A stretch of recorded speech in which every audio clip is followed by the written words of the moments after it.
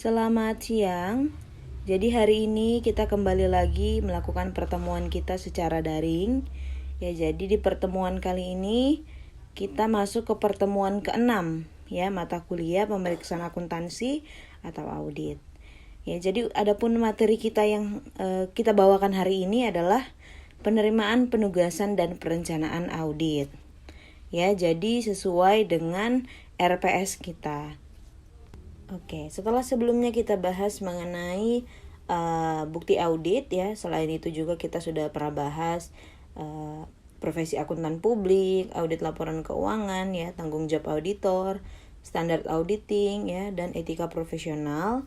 Ya, hari ini kita mencoba memahami bagaimana penerimaan penugasan dari auditor dan perencanaan auditnya. Oke, jadi perlu diperhatikan ya. Jadi auditor itu perlu memperhatikan dengan cermat setiap penugasan audit ya. Terutama audit atas klien baru ya. Jadi kalau klien baru, apa penyebab kliennya berganti kantor akuntan publik menjadi ke auditor yang sekarang ya. Kemudian apa penyebab ketidakpuasan klien terhadap kantor akuntan publik yang lama?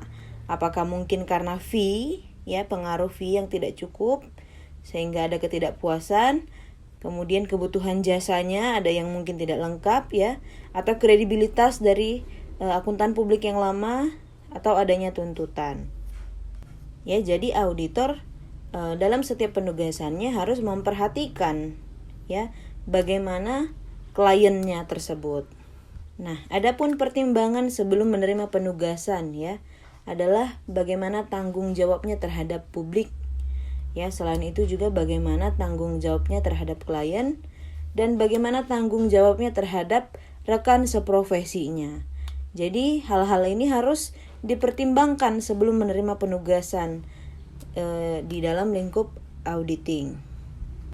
Ya, di dalam pengauditan ada 4 fase yang akan dilewati oleh auditor. Ya, nah jadi di sini ada 4 fase pengauditan. Yang pertama adalah penerimaan penugasannya ya. Jadi tadi setelah kita mempertimbangkan ya sebelum penerimaan penugasan, masuklah kita ke fase penerimaan penugasan. Baru kita ada perencanaan audit ya, setelah diterima tugasnya dilakukan perencanaan auditnya. Baru melakukan pelaksanaan pengujian. Ya, apakah audit dapat dilakukan atau tidak. Kemudian pelaporan temuan ya, setelah dilakukan pengujian baru dilakukanlah pelaporan temuan. Baru ada opini ya yang diberikan oleh auditor atas hasil temuannya. Nah, dari yang pertama adalah penerimaan penugasan ya. Di penerimaan penugasan ya perlu dilakukan evaluasi integritas manajemen. Kemudian dilakukan pula identifikasi keadaan dan risiko yang luar biasa. Kemudian menentukan kemampuan auditor untuk pelaksanaan auditnya, ya. Kemudian evaluasi independensi auditor.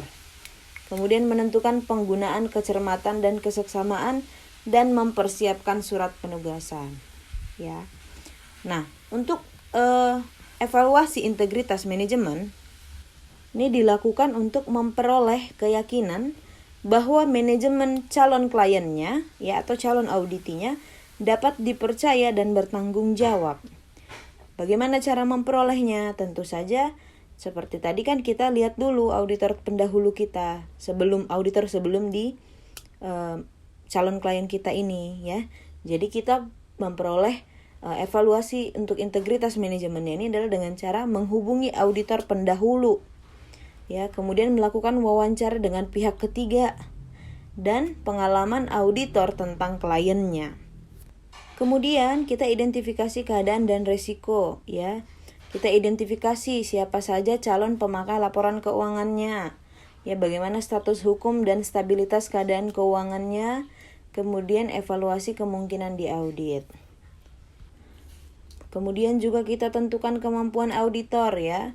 Dalam menentukan kemampuan auditor ini tentu saja dengan juga penentuan tim auditnya, siapa-siapa saja yang akan mengaudit. Kemudian adakah kebutuhan konsultan dan spesialis untuk pemeriksaannya. Berikutnya kita lakukan juga tadi evaluasi independensi ya. Evaluasi independensi ini kita lakukan dengan cara mengumumkan calon klien kepada seluruh staf ya. Jadi semua staf tahu siapa klien kita. Jadi kita bisa lihat, bisa tahu, bisa coba cari tahu ada nggak yang punya hubungan dengan klien kita tersebut. Ya, untuk meminimalisir kemungkinan adanya hubungan ya yang dapat mengganggu proses pemeriksaan auditi kita. Ya, kemudian untuk kecermatan dan keseksamaan ya di sini kita melakukan penentuan waktu penunjukan dan penjadwalan pekerjaan lapangan. Ya, jadi pekerjaan kita itu sudah ada timelinenya. Nggak melulu asal dilakukan kapan bisa gitu. Jadi dijadwalkan. Dan kemudian pembuatan surat penugasan ya. Dibuatnya surat penugasan ini tujuannya adalah untuk menghindari kesalahpahaman. Kemudian juga melindungi auditor terhadap tanggung jawab hukum bila terdapat tuduhan tidak melaksanakan pekerjaannya dengan baik. Ya, jadi dalam luas perencanaan audit itu kan dipengaruhi oleh ukuran dan kompleksitas perusahaan kliennya. Kemudian juga dipengaruhi oleh pengalaman auditor tentang kliennya dan pengetahuan dan kemampuan auditor beserta seluruh stafnya. Ya, jadi itu tadi dibuatkanlah pembuatan surat penugasan ya. Isi surat penugasan ini adalah rincian pekerjaannya, ya, luas audit dan batasan-batasannya. Kemudian besarnya biaya audit, ya. Pekerjaan apa saja yang harus dikerjakan oleh staf klien dan perkiraan waktu auditnya. Maka tadi dia dapat menghindari adanya kesalahpahaman, ya. Kemudian juga melindungi auditor terhadap tanggung jawab hukum bila terdapat tuduhan tidak melaksanakan pekerjaannya dengan baik. Kemudian yang kedua, fase pengauditannya yang kedua adalah perencanaan ya, perencanaan audit. Nah, di tahap ini merupakan tahap yang vital bagi pelaksanaan audit ya. Jadi disinilah dia perencanaannya untuk memperoleh bukti ya, kemudian untuk efisiensi pelaksanaan audit dan menghindari kesalahpahaman. Langkah-langkahnya adalah dengan melakukan pemahaman usaha dari industri klien kita ya. Kemudian penggunaan prosedur analitis, penentuan tingkat materialitas tahap awal, pertimbangan risiko audit, penyusunan strategi audit dan pemahaman terhadap sistem pengendalian internal atau SPI ya. Yang pertama, pemahaman usaha dan industri klien ya.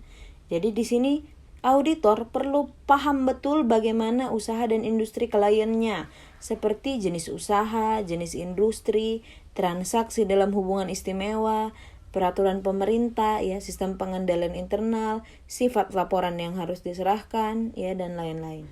Cara apa yang dapat dilakukan auditor untuk memahami usaha dan industri kliennya? Dapat dengan review data perusahaan dan industri.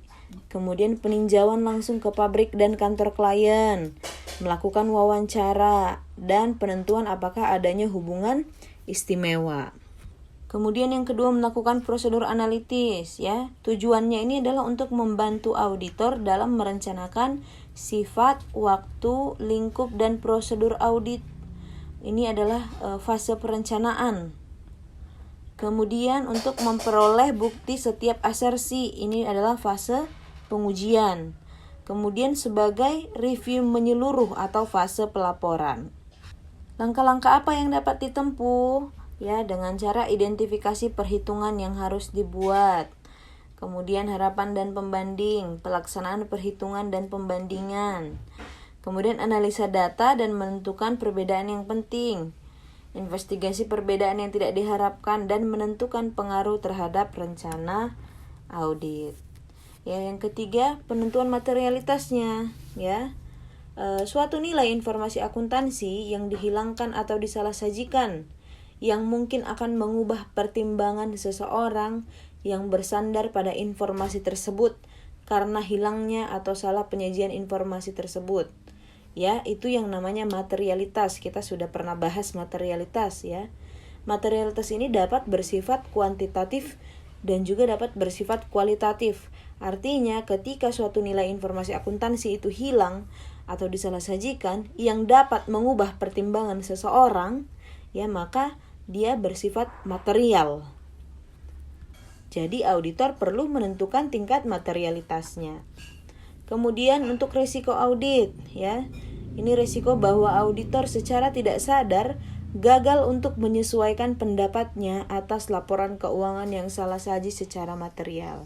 Jadi semakin pasti auditor dalam menyatakan pendapatnya, semakin rendah pula risiko audit yang auditor bersedia tanggung, gitu ya.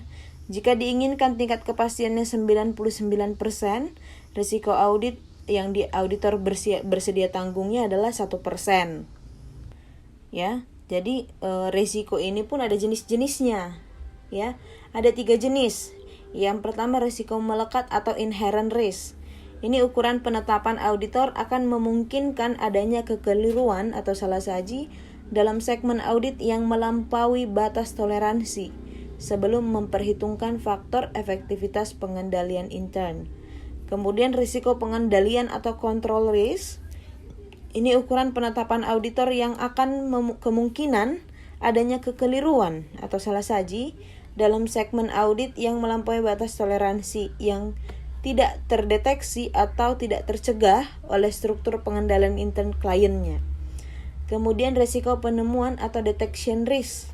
Ini risiko bahwa bukti yang dikumpulkan dalam segmen gagal menemukan kekeliruan yang melampaui jumlah yang dapat ditolerir. Oke, kemudian yang kelima, ya. Yang kelima tadi penyusunan strategi audit. Ya, jadi strategi audit tahap awal, ya. Dalam mengembangkan strategi audit awal untuk suatu asersi, itu auditor menetapkan 4 unsur. Yang pertama, tingkat risiko pengendalian taksiran yang direncanakan. Kemudian luasnya pemahaman atas pengendalian intern yang harus diperoleh. Kemudian pengujian pengendalian yang harus dilaksanakan untuk menaksir risiko pengendalian. Dan yang keempat, tingkat pengujian substantif yang direncanakan untuk mengurangi risiko audit ke tingkat yang cukup rendah. Yang terakhir atau yang keenam di tahap perencanaan ini adalah memahami struktur pengendalian intern. Ya. Jadi di sini dilakukan identifikasi salah saji potensial, kemudian mempertimbangkan faktor yang mempengaruhi risiko salah saji material, dan merancang pengujian substantif. Nah, secara sederhana, Bapak Ibu bisa lihat bagian perancangan audit program di slide 7, ya. Jadi tadi pemahaman atas pengendalian internal. Ini saya contohnya untuk siklus penjualan ini ya di sini ya. Artinya kita secara keseluruhan siklusnya kita hilangkan ya. Berarti dia pemahaman atas pengendalian internal. Ya, kemudian penentuan risiko pengendalian. Kemudian dilakukan penilaian cost and benefit untuk melakukan pengujian pengendalian. Ya, baru setelah itu dilakukan perancangan audit program untuk test of controls dan substantive test of transaction. Di sini baru dibuatlah prosedur auditnya, ukuran sampel yang diambil, jenis bukti yang dipilih, dan waktu transaksi yang dipilih. Oke. Nah, kemudian fase yang ketiga adalah pelaksanaan pengujian ya. Ini tadi pelaksanaan pengujiannya ini adalah test of control dan substantive test. Ya, test of control itu adalah salah satu unsur kegiatan pemeriksaan intern yang bertujuan untuk menentukan dan mengawasi apakah pelaksanaan aktivitas-aktivitas dalam perusahaan telah dilaksanakan sesuai dengan prosedur dan kebijakan yang telah ditetapkan perusahaan. Yaitu adalah test of control menurut Mulyadi ya. Nah, kalau Arendt sendiri ya menyatakan bahwa test of control itu adalah prosedur audit untuk menguji efektivitas operasional dari pengendalian dalam mendukung pengurangan risiko pengendalian yang dinilai. Ya, kemudian dilakukan substantive test. Ya, substantive test ya. Pengujian substantif itu adalah prosedur-prosedur audit yang didesain untuk menguji kekeliruan moneter yang berpengaruh langsung terhadap kebenaran saldo-saldo akun dalam laporan keuangan. Ya, di substantif tes ini pun ada 3 macam ya. Ada pengujian substantif atas transaksi, prosedur analitis, dan pengujian terinci atas saldo. Ya, ini untuk lebih jelasnya akan dibahas di pemeriksaan akuntansi kedua atau auditing 2. Ya. Nah, kemudian setelah melewati fase pelaksanaan pengujian, barulah masuk ke fase pelaporan. Ya, pelaporan temuan oleh auditor ya. Disinilah nanti auditor menyampaikan opininya. Oke. Nah, saya rasa itu saja materi yang bisa saya sampaikan untuk materi kita penerimaan, penugasan, dan perencanaan audit ya di pertemuan 6 hari ini ya. Jadi Bapak Ibu, karena kita daring ya, silahkan jika setelah menonton video ini, jika ada yang ingin ditanyakan, silahkan bertanya di WhatsApp grupnya. Oke. Nah, kemudian di slide 10 ini Bapak Ibu ya, sudah saya sajikan soal latihan. Untuk latihan pertemuan 6 ini, Bapak Ibu silakan kerjakan soal latihannya sebagai aktivitas di pertemuan 6 ini. Kemudian kirimkan jawaban Bapak Ibu di email ke email saya ya. Jadi batasnya adalah sampai habis pertemuan kita ini. Oke, terima kasih. Selamat beraktivitas kembali.